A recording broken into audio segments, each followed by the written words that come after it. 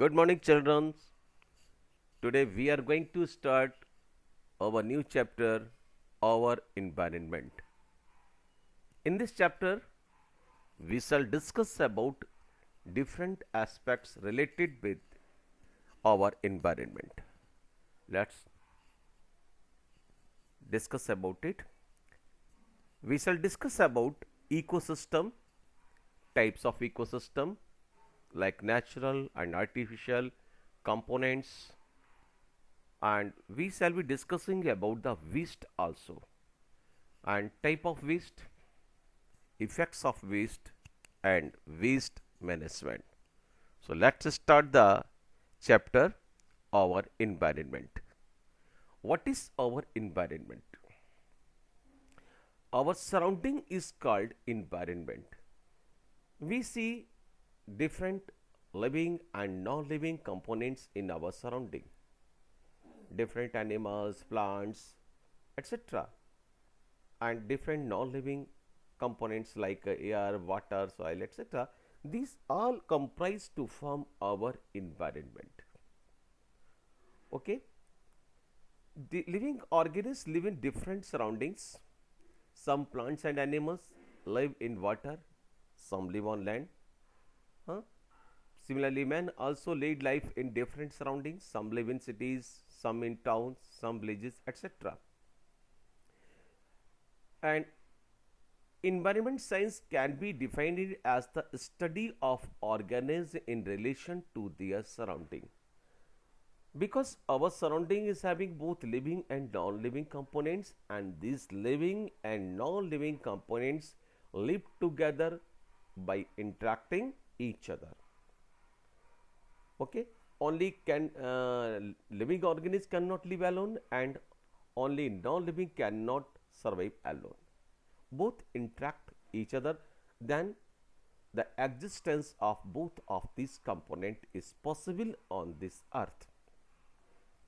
In our environment, we make different activities. All the animals, they make different activities, and as a result of these activities, a large amount of waste is produced there.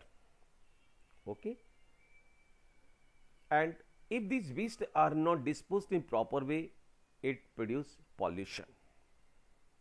What is pollution? Any undesirable change in the physical, chemical, or biological characteristics of air, land, and water that affects human life adversely is called pollution. Any undesirable change in the composition of air, water, and land is called pollution. For example, our air is made up of 78% nitrogen, 21% oxygen, 0.03% carbon dioxide, etc. If these all gases are present in proper ratio, it is good for our health. But if this composition get disturbed, if the percentage of carbon dioxide increase or the percentage of oxygen go down, it will be pollution. Pollutant. What are the pollutants? A substance released into the environment due to natural or human activities which affect adversely the environment is called pollutant. Means external substances which are added in air, water, or land and adverse the life, affect the life adversely. This is called pollutants. Like sulfur dioxide gas, when it is added in the air, it causes acid rain. Okay, if the carbon monoxide is added in the air, it causes the problem. If the level of carbon dioxide increases, it causes the problem. So these are pollutant like mercury, lead, these all are pollutants. Now, waste. Waste are produced due to different activities taken place on the earth. Human activities related to livelihood and welfare generate waste. And these wastes are of two types: biodegradable degradable waste and non biodegradable waste. Biodegradable waste, as it is clear from the word bio means living. There are natural substances on the earth. For example, you see, if we throw the peels of the vegetables or leftover food in the drains, after some time it is disposed. But if we throw the plastic, fibers, etc., it is not disposed of easily. Why? In actual, the natural materials like the peels of vegetable, leftover food, these are biodegradable waste because these waste are decomposed by the microorganisms, bacteria and fungi. These bacteria and fungi breaks down these waste into the simplest form, which is mixed in the drain water. So they are degraded by the microorganisms and they are disposed of easily. There is no problem. But non-biodegradable waste, the waste which cannot be decomposed by the microorganisms, these are called non-biodegradable waste. And these waste are problem for the environment because they are not disposed of easily. That's why they produce different problems, they create different problems on the earth. Now, question arises, why are these non-biodegradable waste not decomposed? Its reason is there. These biodegradable waste are decomposed by the bacteria and fungi. These are natural materials and their keys have been made by God, that is bacteria and fungi. But these bacteria and fungi are specific in nature. Specific in nature means they are adapted to break down only and only natural material, not any man-made material. Okay, this microorganism means bacteria and fungi are specific in nature. They are adapted to break down only and only natural materials. That's why these biodegradable waste are broken down by this bacteria and fungi. But this bacteria and fungi, they cannot degrade these non-biodegradable waste like plastic. Okay, this is the reason. Our next topic is ecosystem. What is ecosystem? In simple words, we can say an ecosystem is a self-sustained ecological body in which living and non-living components live together by interacting each other. We have discussed it earlier that in our surrounding environment, the living and non-living components live together by interacting each other. This is ecosystem. And ecosystem are of different type like pond ecosystem, forest ecosystem, grassland ecosystem, etc.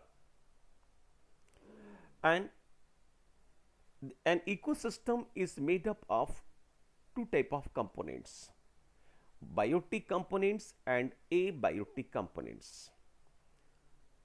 Abiotic components are the non-living components like air, water, land, soil.